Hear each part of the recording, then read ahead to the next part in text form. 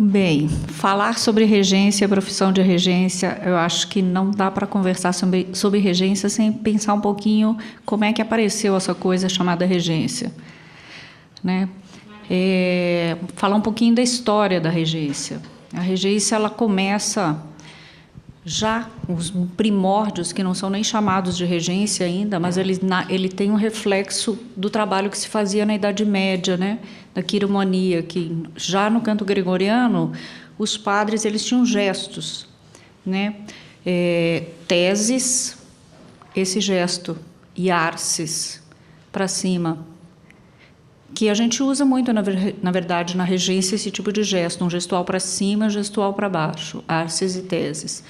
Eles utilizavam no canto gregoriano para marcar grupos rítmicos de 2 e 3 tempos, que era muito comum como se construía essa música do período. Então, desse tipo de gestual, de marcar os ritmos, esse tipo de gesto já é um pouco de precursor do que a gente vai ter aqui. Em termos de regência moderna, né? Eu vou tentar passar rapidamente pela essa coisa histórica só para contextualizar vocês. Depois, mais tarde, quando o idioma musical começa a ficar mais complexo, como vocês bem sabem, né?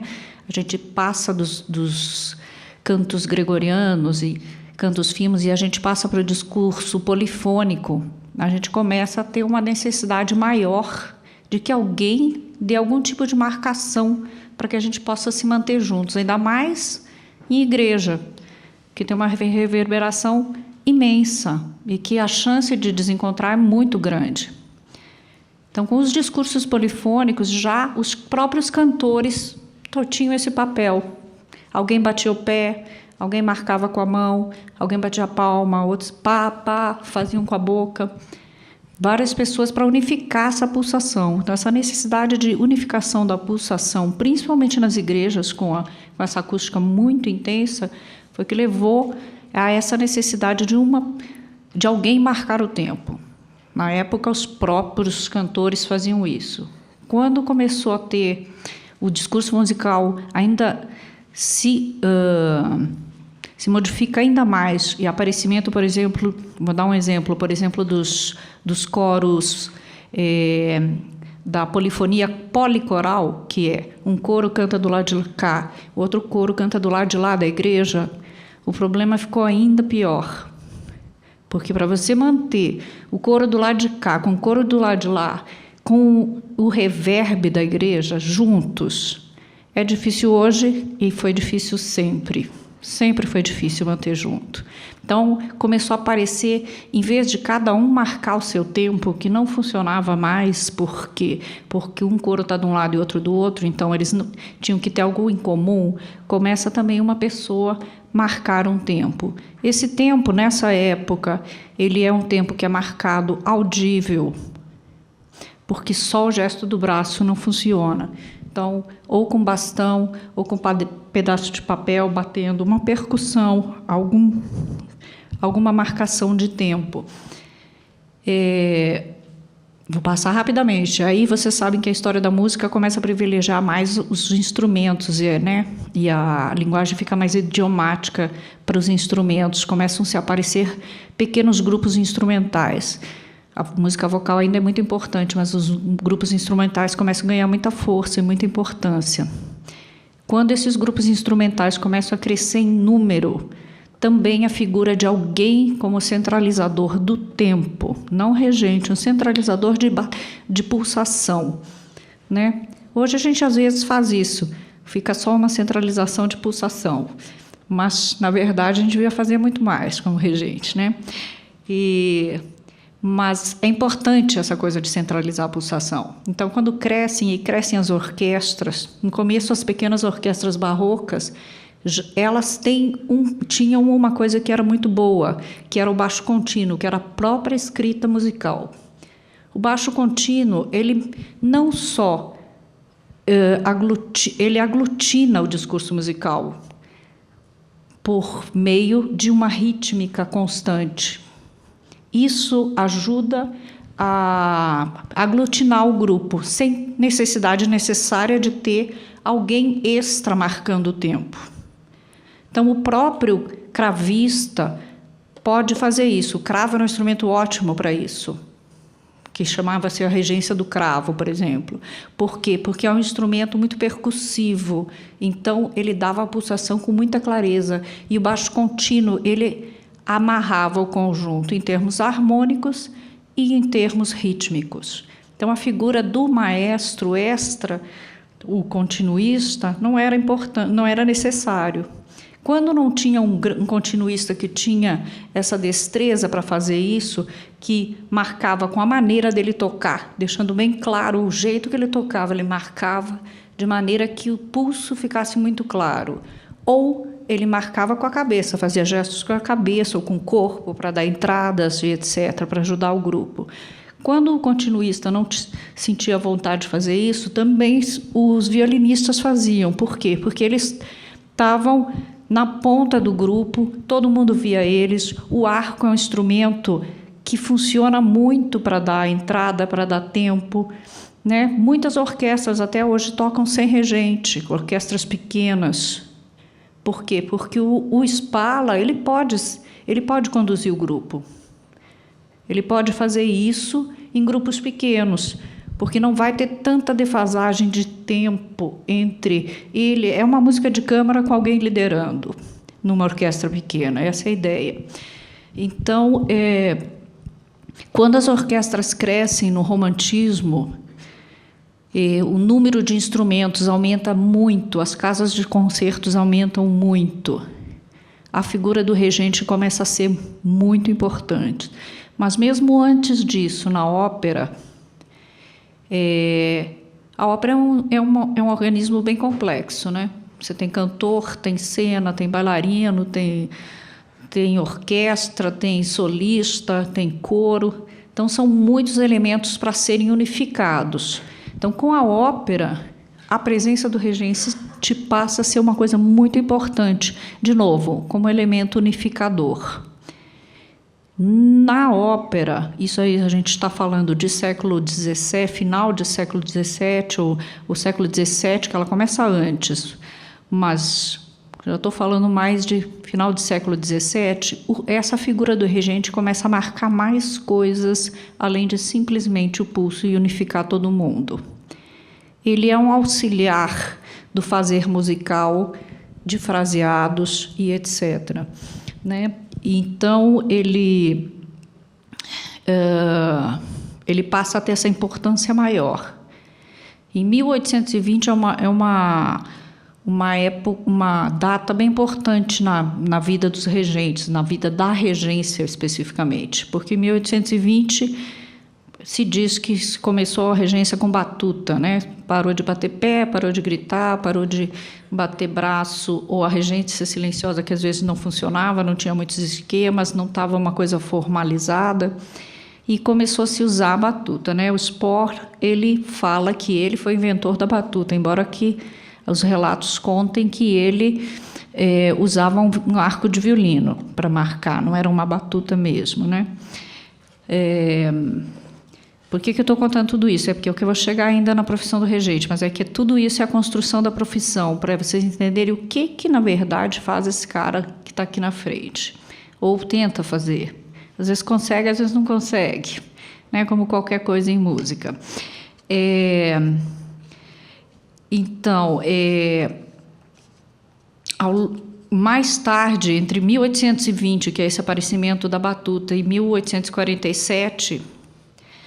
com essas inovações que eu falei, orquestrais, da música de Beethoven e outros românticos, vai ter um aumento na necessidade de um regente. Por quê? Porque as orquestras são imensas, o último instrumentista lá atrás não ouve o que o primeiro está tocando, ele não tem referência, tem uma diferença temporal para isso, né?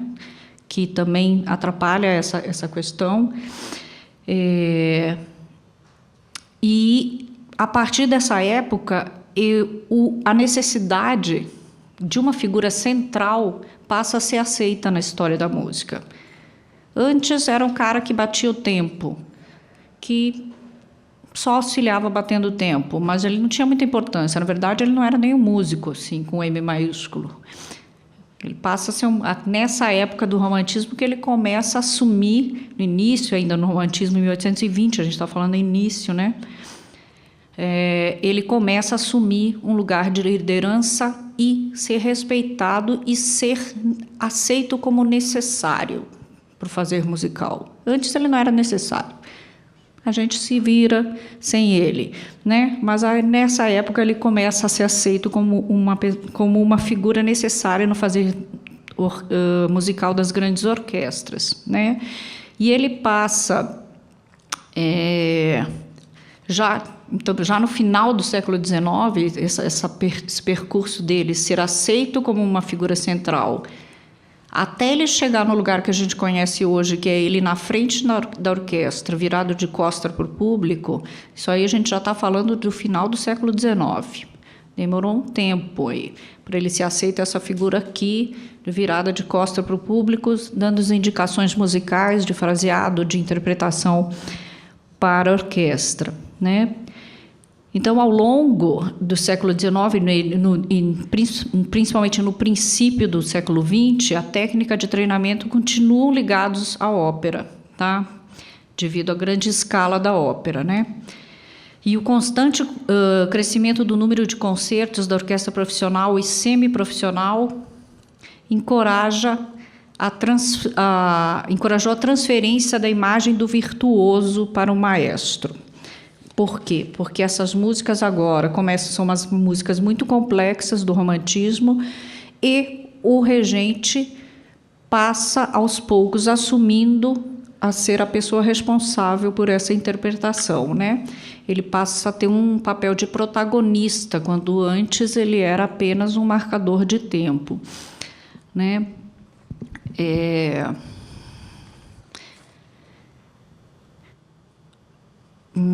Deixa eu ver o que é mais importante antes de eu voltar e ir direto aqui. Então, a regência se torna uma coisa autônoma, né? E essa fase ela é liderada quando ela se torna autônoma mesmo, ela é liderada por Berlioz e Wagner, a gente já está falando bem mais tarde. Em 1856, o Berlioz escreve o primeiro tratado importante moderno da regência, Le Chef d'Orchestre, Théorie de son art. Ele escreve ele fez uma clara intenção de marcar... ele fez uma clara distinção entre o marcador de tempo e a verdadeira arte do maestro, que ele define da seguinte maneira, que é a interpretação. E ele ainda avança falando na ideia do magnetismo pessoal dessa figura do maestro, que ele considerou como uma misteriosa transmissão do sentimento, uma característica fundamental da regência bem-sucedida. Essas coisas são muito subjetivas, começa a ficar tudo muito subjetivo, né? Como é que você transmite esse sentimento da música, né? Essa hoje é a função principal do regente também, não é mais só unificar, né? Ao longo da história da regência, toda essa transformação existiu, né? Wagner é outra figura importante que eu falei desta época, e ele fala também de coisas parecidas que Berlioz fala. Ele fala, por exemplo, da recriação subjetiva. No romantismo, o regente tem mais liberdade do que o regente hoje. Vamos colocar assim. Ele pode reorquestrar as obras da maneira que ele acha que soe melhor. Ele pode mudar algumas notas na partitura da maneira que ele acha que soe melhor. Os regentes do romantismo normalmente são grandes compositores, também era uma época que se confundia muito a regência com a composição ainda, e eles tinham essa carga e essa compreensão de que o regente é o grande transmissor e conhecedor e inspirador da música. Ainda se tem um pouco disso, mas é diferente hoje. e eu vou colocar como é diferente, tá? Wagner fala que tinha que transmitir no momento presente o poder espiritual inerente à música.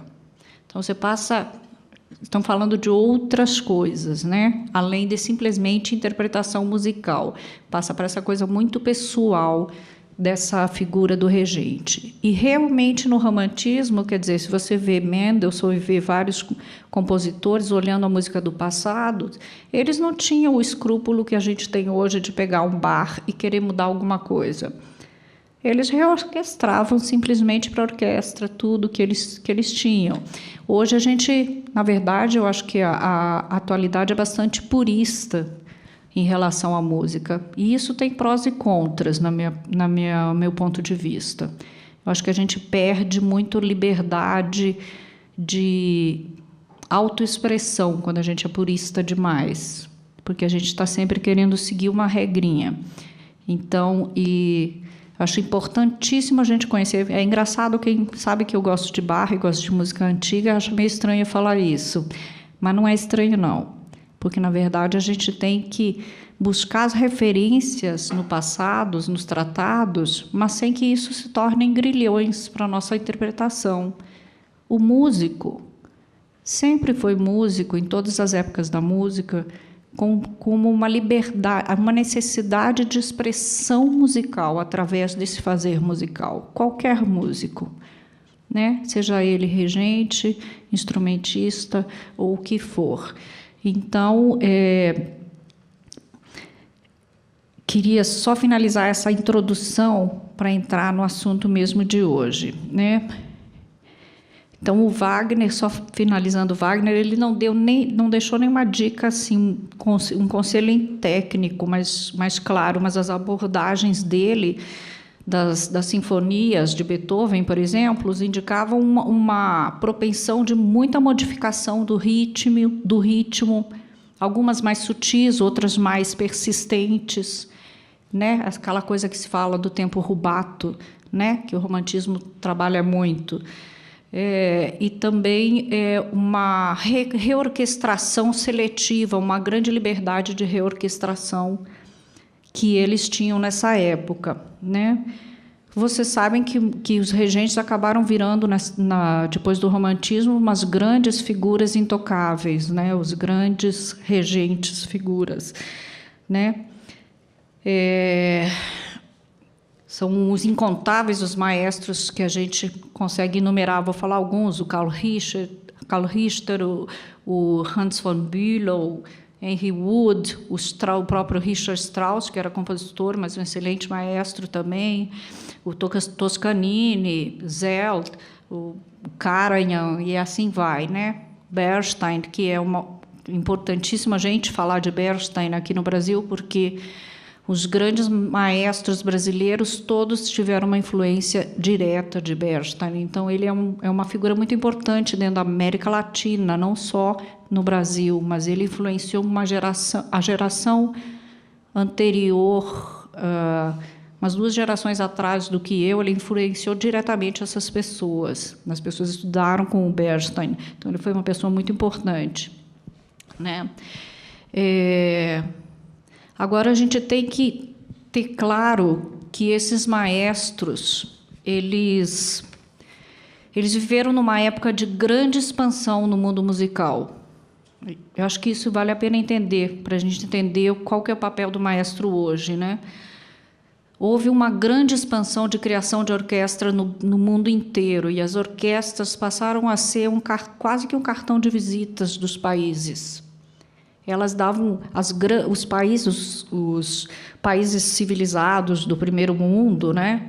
Elas tinham as orquestras de primeiro escalão, investiam muito dinheiro, muita estrutura para terem grandes orquestras, para poder pagar os melhores músicos nas suas orquestras. Muitas dessas orquestras vivem até hoje. A gente fala de Filarmônica de Berlim, Filarmônica de Viena, etc. Chicago, depois, mais tarde, construiu também. Então, essa organismo orquestra passa a ser uma referência muito importante no mundo, porque ela ela é uma marca de civilização, de cultura, de conhecimento, né? E houve um grande investimento nesta época aí. Tá? Essas orquestras sobrevivem, né, até hoje. No Brasil, o Brasil, obviamente, é mais jovem como país, mas ele também apostou uma geração mais tarde do que os outros países europeus.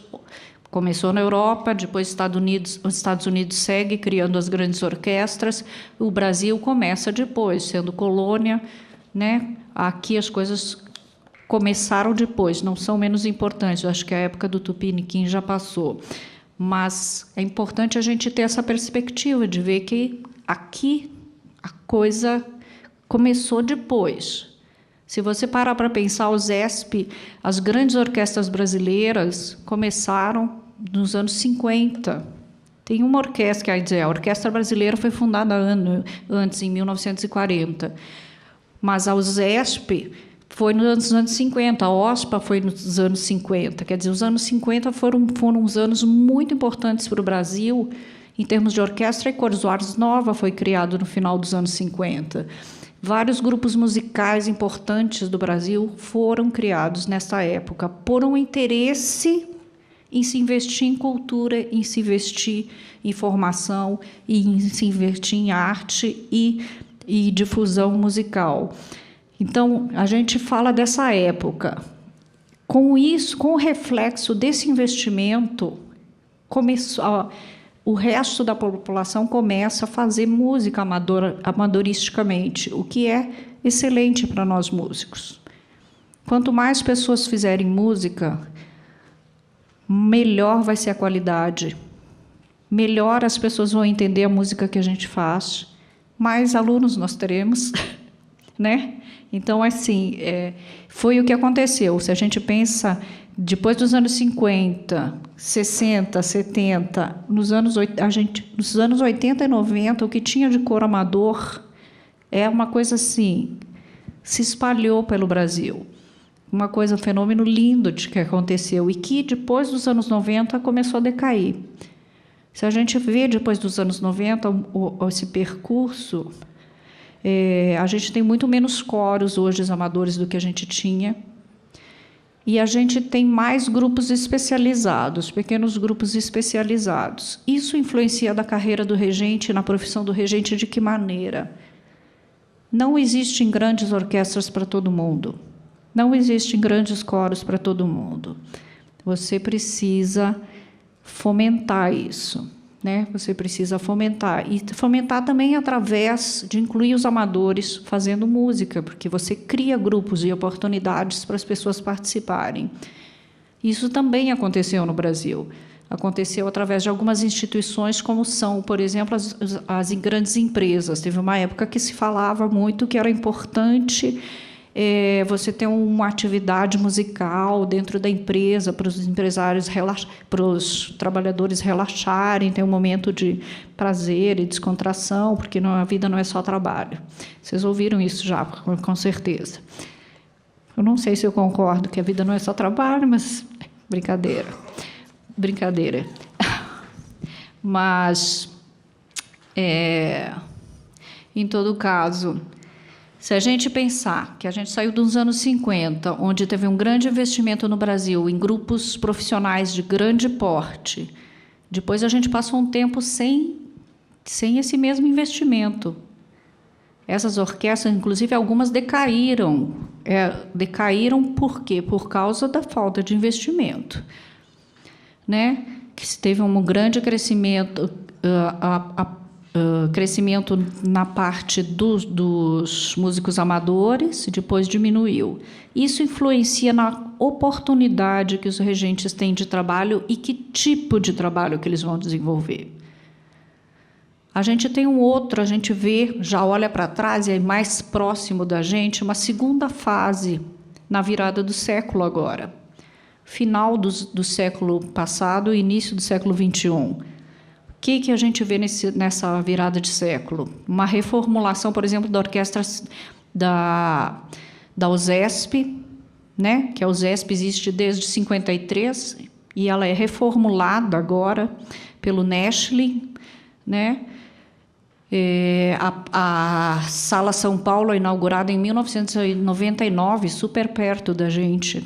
Tá aí, a gente lembra ainda quando construíram, quando foi inaugurada. O Coral da USESP, que antes que existia, não é tão velho ele foi fundado em 94 como Coro Sinfônico de São Paulo. Aliás, foi fundado em 94 como Coro Sinfônico de São Paulo. E ele é integrado ao USESP, como coro da USESP, em 2001, super recente.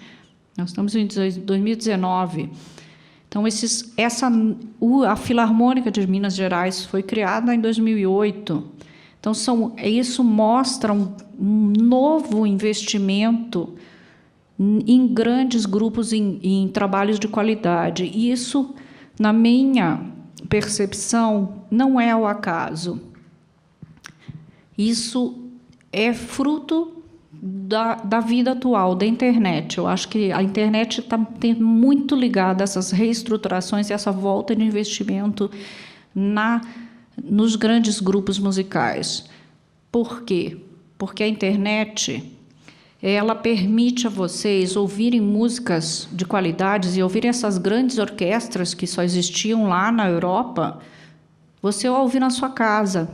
Então, você tem um parâmetro musical de qualidade, uma condição de conseguir perceber a qualidade musical de perto.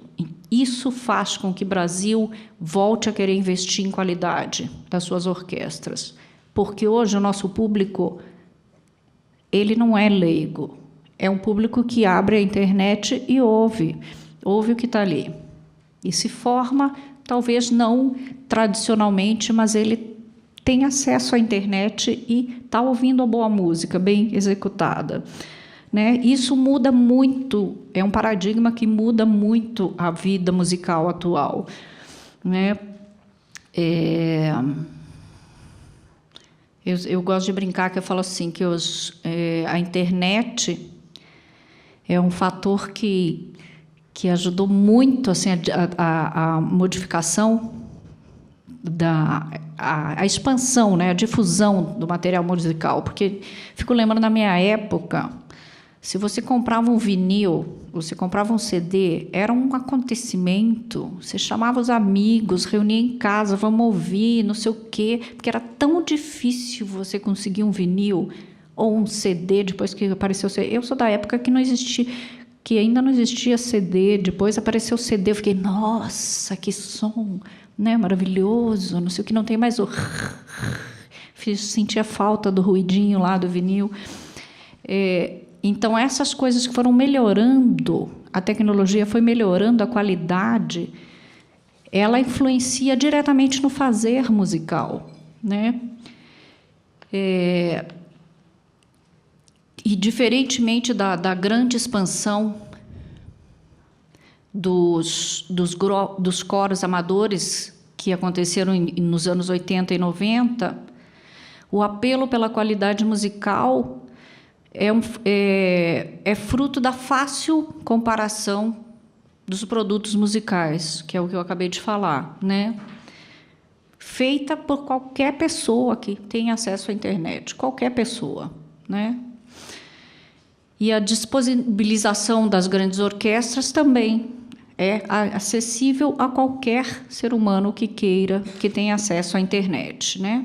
Então, o nosso público hoje é um público que sabe julgar, né? No meu entender, isso é o que afeta o novo investimento na área musical e na área orquestral do Brasil, tá? Isso também se reflete como uma importante abertura de campo de trabalho para os aspirantes a regente, né? Porém, hoje é diferente da época dos anos 80 e 90, que os aspirantes a regente trabalhavam principalmente com os grupos amadores. Hoje a gente ainda tem grupos amadores dentro de escolas, dentro de igrejas. As igrejas têm se especializado, algumas igrejas têm investido e se especializado bastante. Então, são campos de trabalho para nossos alunos, né? Mas desses grandes grupos que a gente está falando, tipo o ZESP, ou qualquer grande orquestra, OSPA, qualquer orquestra institucional maior, ela é um mercado muito limitado. É um mercado que a gente pode caracterizar como altamente restrito e competitivo. Muito competitivo mesmo. Então, assim, é uma coisa que os nossos regentes têm que aspirar, mas eles têm que saber que eles sempre vão ter dois percursos. Um é o visualizar e querer ser regente de uma grande orquestra. Eu acho que os nossos alunos não podem achar que por isso ser um campo altamente restrito e competitivo, que eles não são capazes de alcançar. Muito pelo contrário, acho que são. E prova disso, para mim, que essa coisa está se abrindo aos poucos, por exemplo, essa série de concertos que chama Concertos para a Juventude, que a Filarmônica inaugurou esse ano. Eu estava olhando no site deles, são 3 concertos de domingo com a Filarmônica, regidos por maestros jovens, iniciantes. Isso é uma coisa nova dentro do quadro brasileiro. Tá? Poucas vezes a gente viu isso acontecer. As grandes orquestras abriam palco para jovens regentes estarem trabalhando. Então, eu acho que isso é uma coisa que faz eu, por exemplo, como professora de regência, querer animar mais os meus alunos a correr atrás. Que está começando a abrir os espaços maiores para vocês, né? Então,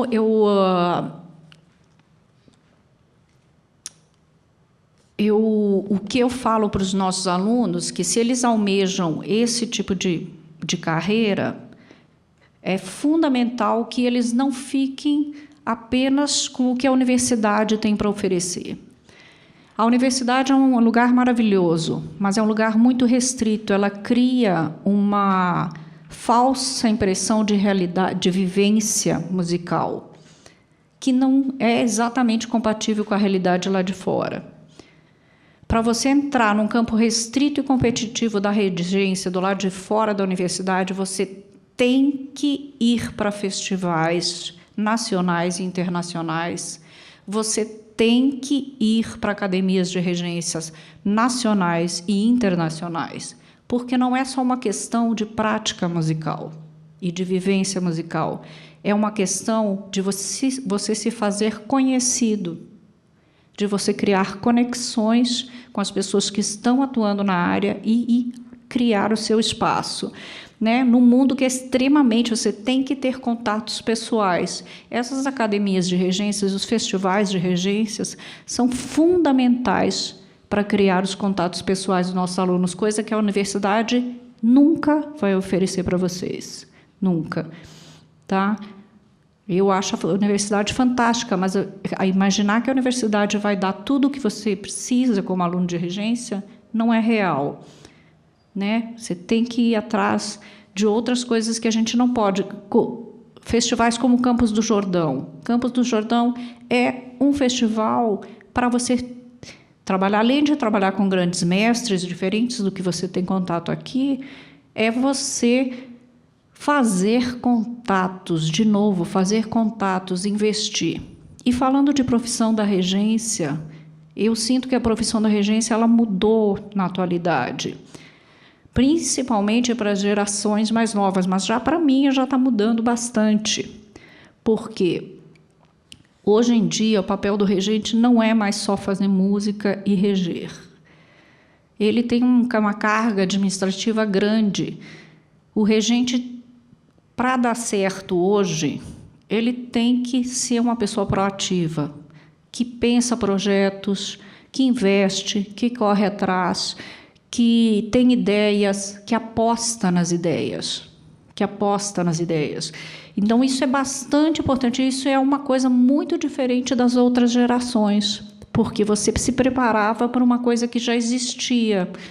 E hoje, O regente mais jovem é um regente que também ele pode apostar, entrar nas grandes orquestras, mas ele vai ter que também se preparar para ele criar os espaços dele.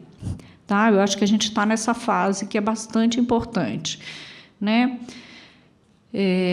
Bem, eu gostaria de finalizar, eu acho que hoje eu não quero ficar falando muito, aliás, eu detesto falar em dia de concerto, mas eu estou falando aqui, então agradeço a paciência de vocês, porque para mim não é por vocês, mas para mim não é tão bom assim. Eu vou só finalizar.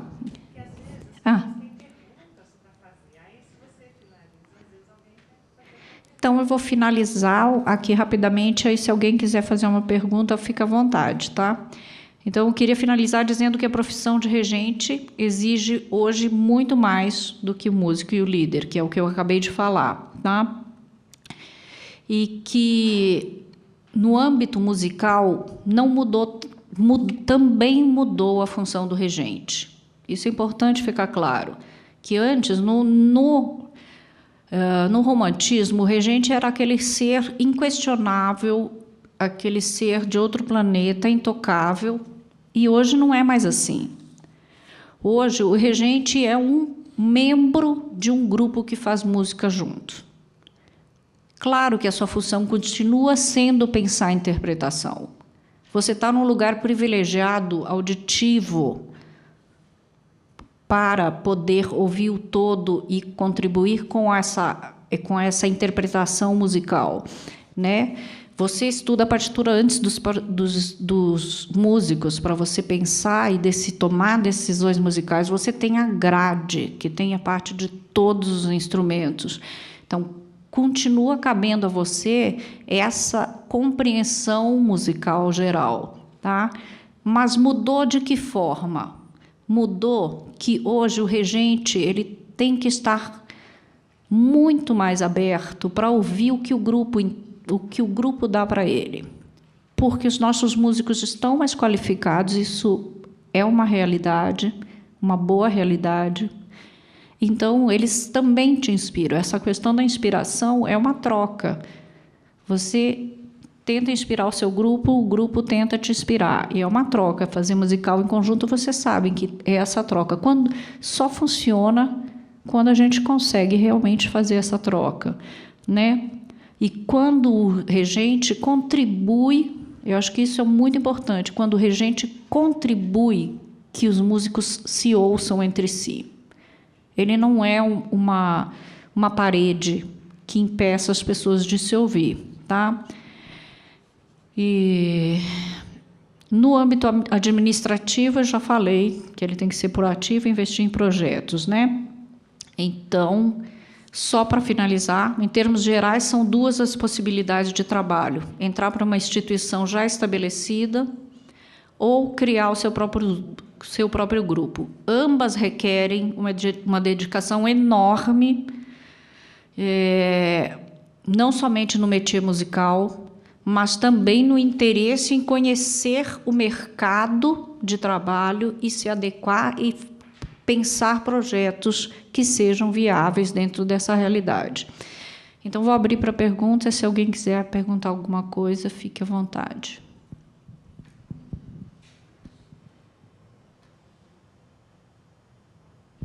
Nenhum regente na plateia?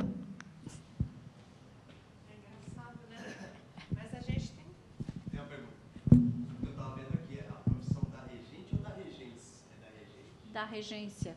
Ah, tá, com o programa sair da regência, porque eu pensei que você fosse falar sobre mulheres regendo a orquestra também, que você tinha conversado sobre isso. Talvez você falar tá bom, vou falar sobre mulher. Não, era sobre a regência, deve ter saído errado no programa. Tá, mas eu falo, não tem problema. É um outro campo, essa coisa da mulher regente. A mulher regente é mais recente. E é um trajeto mais difícil, infelizmente, ainda hoje, né? Eu acho que tem mudado bastante, mas se você simplesmente olhar para o cenário mundial, o número de regentes mulheres atuando é muito pequeno comparado ao de homens. porque o espaço da regência sempre foi um espaço masculino. Então, assim, alguns lugares isso está se abrindo, né? Eu acho que, assim, por exemplo, eu sou a primeira regente mulher da orquestra da escola. A orquestra da escola é uma orquestra que tem bastante idade, né? Então, assim, não estou chamando ninguém de preconceituoso, eu estou falando que é uma estrutura que existe dessa maneira, entende? Que aos poucos as coisas vão mudando, né? Por questão dessa questão de igualdade mesmo que tem se buscado no campo entre masculinos e feminino, né? Não é feminismo, eu não vejo isso como feminismo, eu vejo como uma igualdade em gêneros, que é uma coisa que está se abrindo nesse mundo finalmente, né? Mas se a gente entrar nesse assunto, eu vou entrar lá na época que as pessoas não acreditavam que mulher é gente, né? E aí eu vou muito para trás. Mas, em todo caso, ainda hoje, sim, existe um preconceito, ainda sim. Eu vejo alunas que não têm as mesmas oportunidades que alunos têm, por exemplo. E elas são igualmente competentes, mas elas não têm a mesma oportunidade. Aham. Nós tivemos duas regentes, É. a Malaquias e a André. Pois é, eu acho que assim a gente não pode pegar um caso isolado assim e achar que mudou muito, Luciana, porque na verdade se você olhar em termos de mundo ainda está bem engatinhando, tá no processo, eu concordo que está no processo, mas está bem engatinhando ainda, tá? Em termos de mundo quando você pensar. São pessoas que entraram nas profissões, por exemplo, companhia. Aham. Nós já tivemos palestra sobre isso. Elas também vão ocupando aquele. Naturalmente vai acontecendo porque existe uma luta.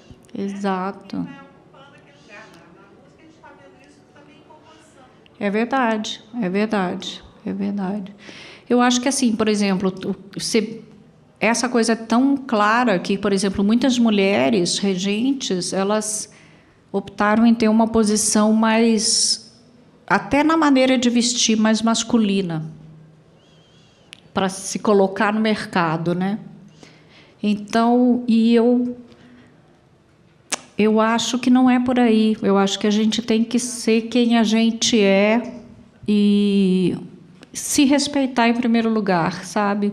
Porque se você não for honesto consigo mesmo, você não consegue fazer um trabalho fluir, né? Eu mesma vejo o meu percurso e vejo até fotos antigas e falo assim, nossa, hoje eu sinto que dentro da profissão de regência, lido eu mesma muito melhor com a minha feminilidade do que antes. Porque eu mesma tinha embutido dentro de mim que não é o lugar da mulher ser regente. Então, esses conflitos existem, né? E eu acho que a geração atual, que é a geração da maioria que está aqui, é a geração que está vivendo uma coisa diferente, que está muito bonito de ver, eu acho, porque eles já começaram diferente, eles já começaram mais no princípio dessa igualdade. Respondi? Mais alguma coisa?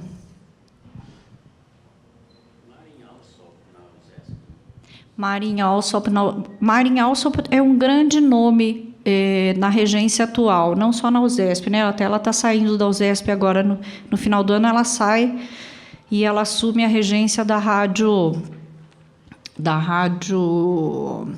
de Berlim.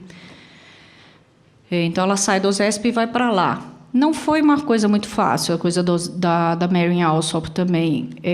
Eu honestamente, e agora é até chato eu falar isso no microfone, mas eu vou falar porque eu estou aqui, mas eu vejo a Marin Alsop, que é uma pessoa que botou muita carcaça e muita coisa para aguentar essa carreira de regente internacional. Não é uma coisa que foi fácil para ela, e nem é fácil ainda. Eu tive a oportunidade no meu pós-doutorado de fazer entrevista com ela e percebo que não é uma coisa que ela que está no outro nível do que eu, que tem outras vivências, que tem uma vivência em âmbito mundial da profissão, ela sente mais preconceito do que eu, porque eu estou acolhida dentro de uma universidade, que é outro paradigma. Uma universidade é uma coisa por si só mais aberta, mas ela que está nesse mercado de trabalho mundial, ela sente muito mais pressão. Então, não, ela alcançou, sim, reconhecimento, mas não é uma coisa assim simples, vamos dizer assim, não é tranquilo. Pois não.